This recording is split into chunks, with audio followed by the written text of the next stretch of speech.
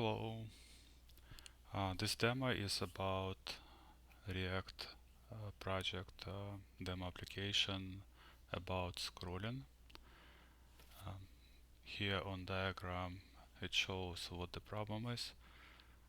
Imagine that on server you have some collection of records, either comments or some historical data or anything, and there are thousands and hundreds of thousands of those records.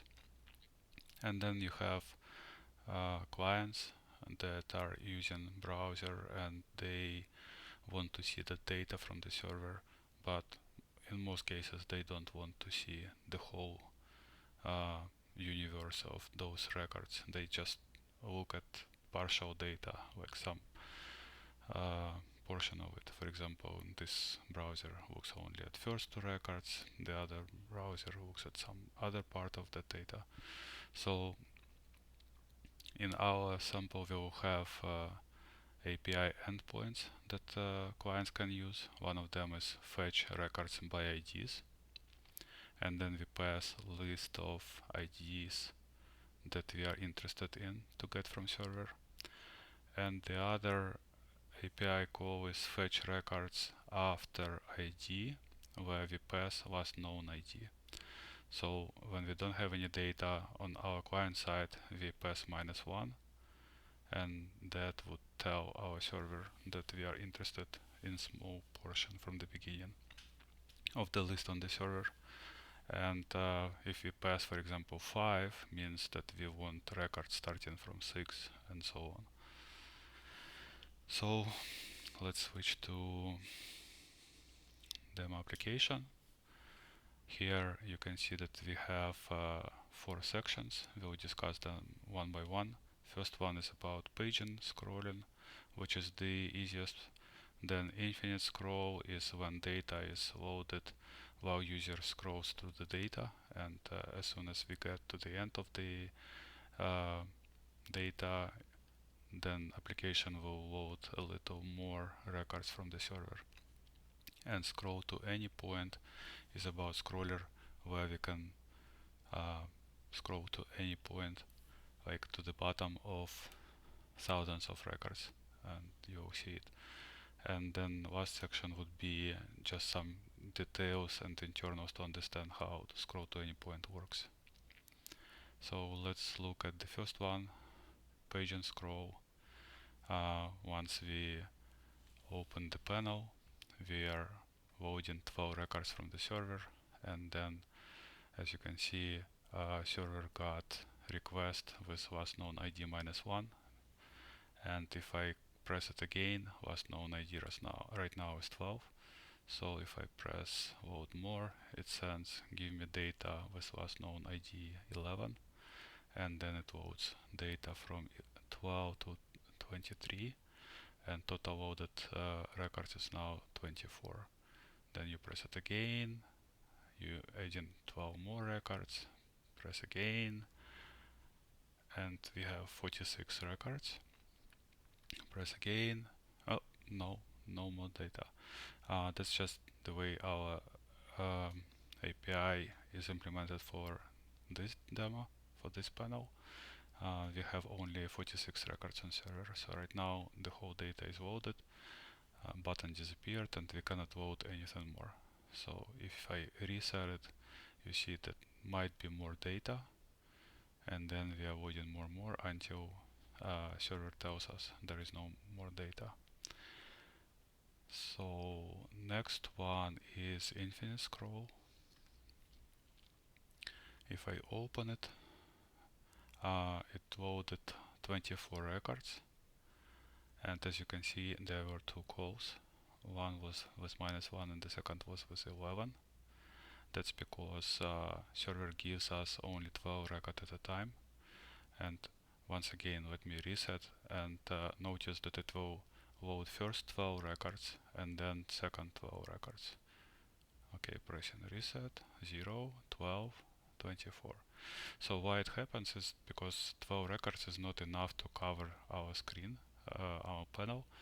So it decides that it needs to send another request. So now if I scroll to the bottom, it loading more, last known ID 23, I scroll it more, last known ID 35, and so on until it says done, no more data on server.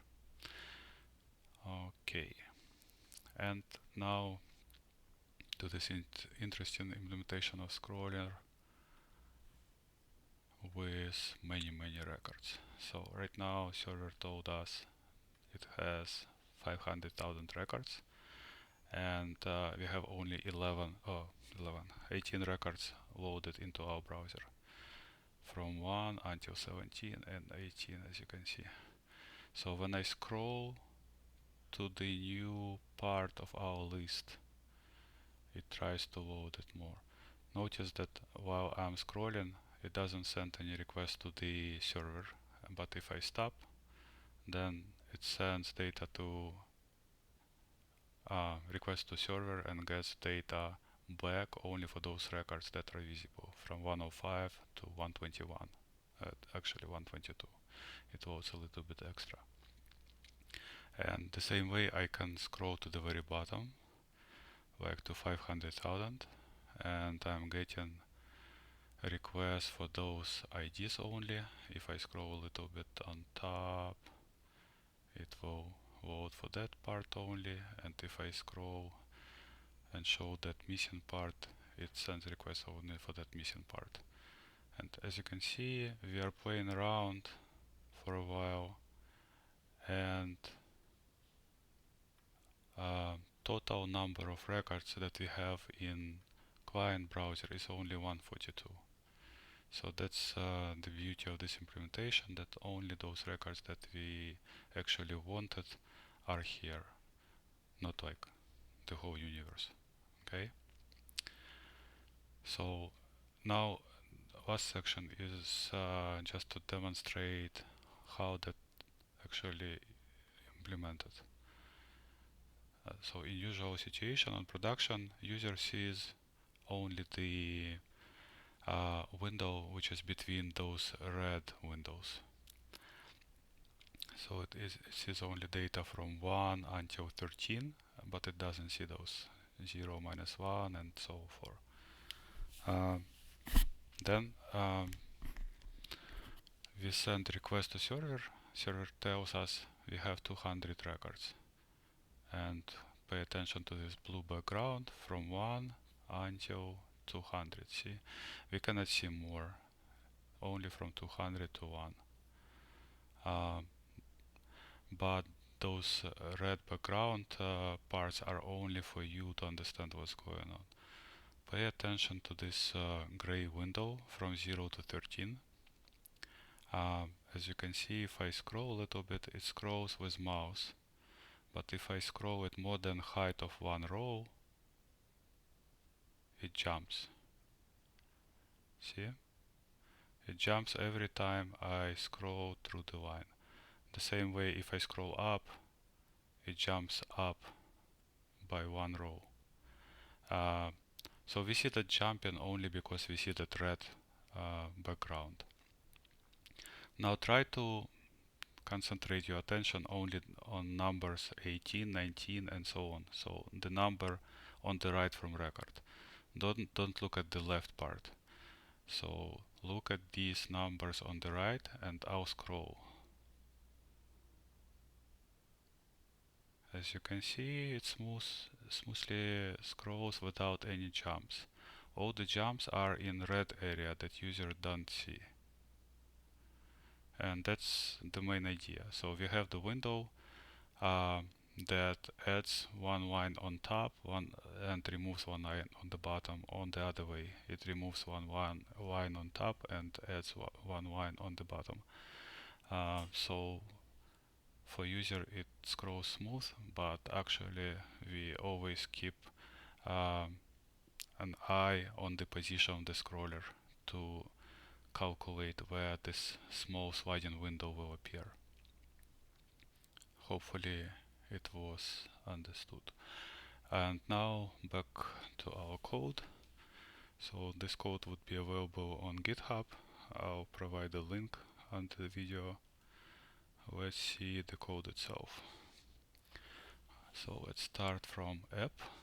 We have 4 panels, as you saw them, and then let's look at API. So the record is just index with number and then some data as a string. And server response is always array of records and probably total number of records. So it depends on the API that we are calling. And then there are 2 endpoints: fetch records by IDs, where we pass IDs of interest, and another endpoint is fetch records after ID, where we provide last known ID and batch size is how many records we want to get from the server. In our case, it's usually 12 for the demo. And as you can see, here is a limitation to give us only records from 0 to 45 for paging scroll and for infinite scroll. So scroll to any point is using this endpoint. And the request is actually not sent to any server. Here it's just mimics the server response, which will happen after 1000 milliseconds. So we just resolve the data with some get record mock and give it back to our client code. So let's look at this page and scroll.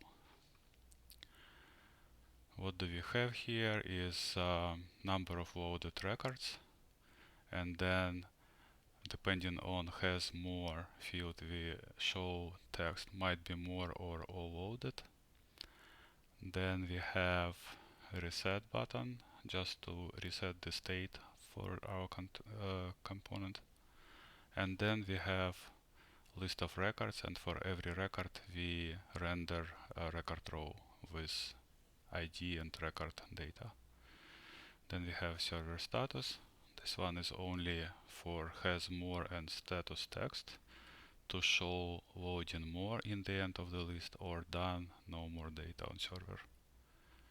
And then we have load more button, which calls our onload more clicked function, and it calls server load async with last known ID, and last known ID is index of last record in our array, or if array is empty, then it's using -1.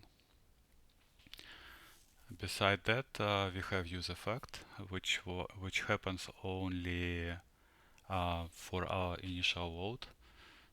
I mean, it happens for several times, but it reacts only when record length is 0 and has more is true and status is not loading yet. So it calls load async with -1 only for first query. This is it. As for infinite scroll, it's very similar in a way that it also has load record numbers, loaded so many records.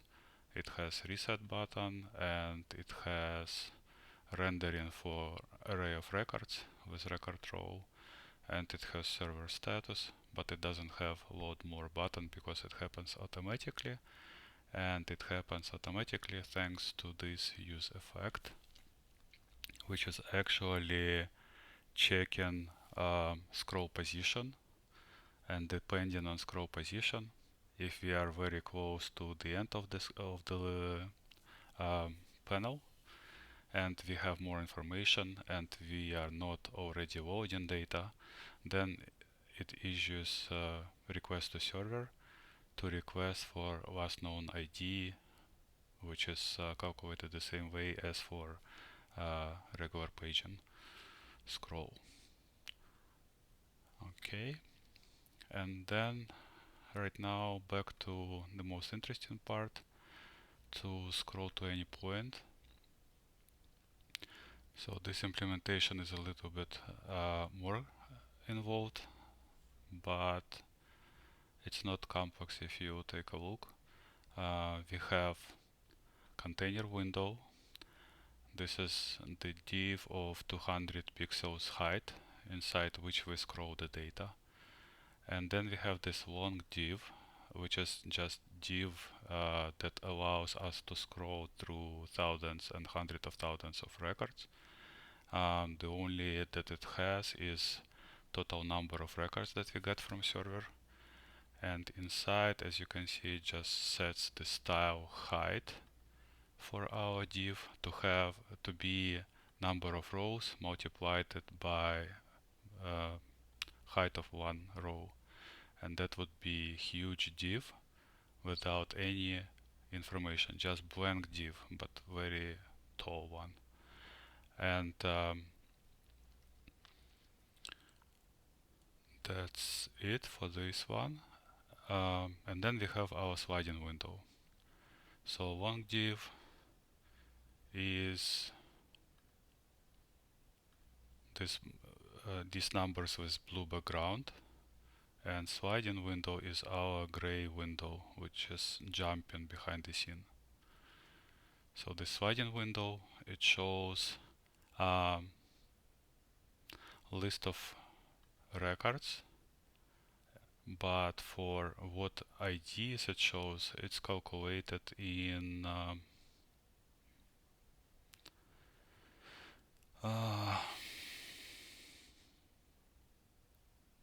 record accessor, parent div height. Yeah, so let's look at this sliding window. Here we just describe how we want to render the record and where to get the record itself by ID. But the implementation, how we calculate the IDs, is actually in sliding window component, where we have a number of records that we are showing. In our demo case, it's from 0 to 13, which is 14 records. And we have IDs which start from index offset. So in our case, it's 41.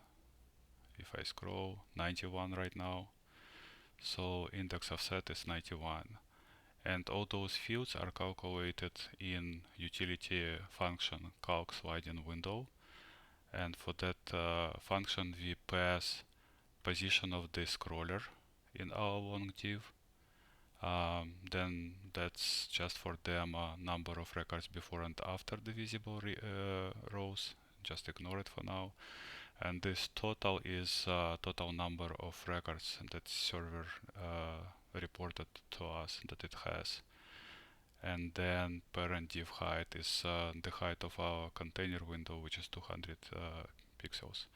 So what it does inside, it just does some calculation according to row height and scroll position, and in the end it returns three important calculated variables. Index offset is this number 41 in our case. Then window top is actual position of our gray window. As you can see, it's smoothly moving up and down without jumping right now. So this is window top, and it's calculated according to scroller position and where it would start drawing. And row count is just how many records fit in our sliding window. So it's from 0 to 13. In this case, it's 14 records. And I guess this is it. I hope you enjoyed it. Have a good day. I am back. Most important part.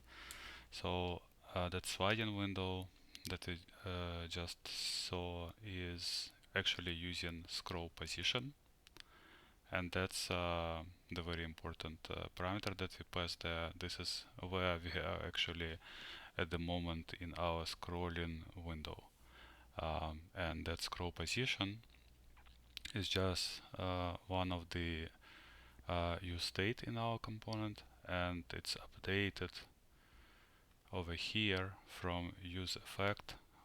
And the only thing that this effect does is it subscribes for a scroll event and updates our scroll path variable from the element. And this is it for this effect. And the second effect is also important. This one is about requesting missing data from server. So again, what we are doing here is calling the same utility function sliding window to get window data, and this is just for us to know how many records we want or we are about to see in UI, and what's the index of the first record that we are going to see.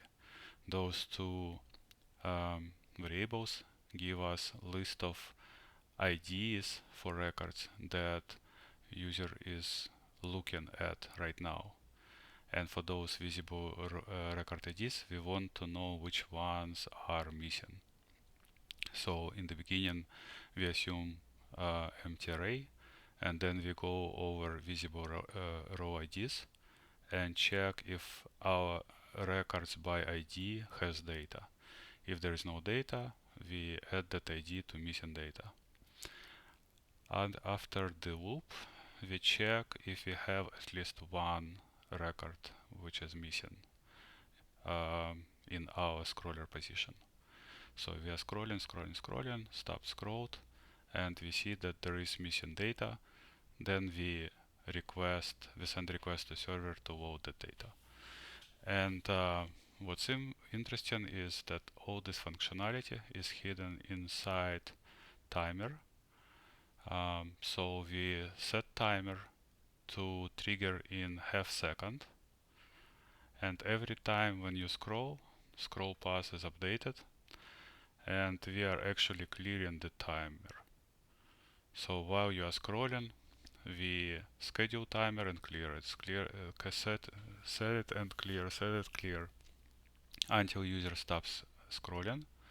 Then we trigger that timer and actually do the calculation for currently visible rows and send data to server if needed. Okay, I guess that was important part. Okay, have a great day. Bye.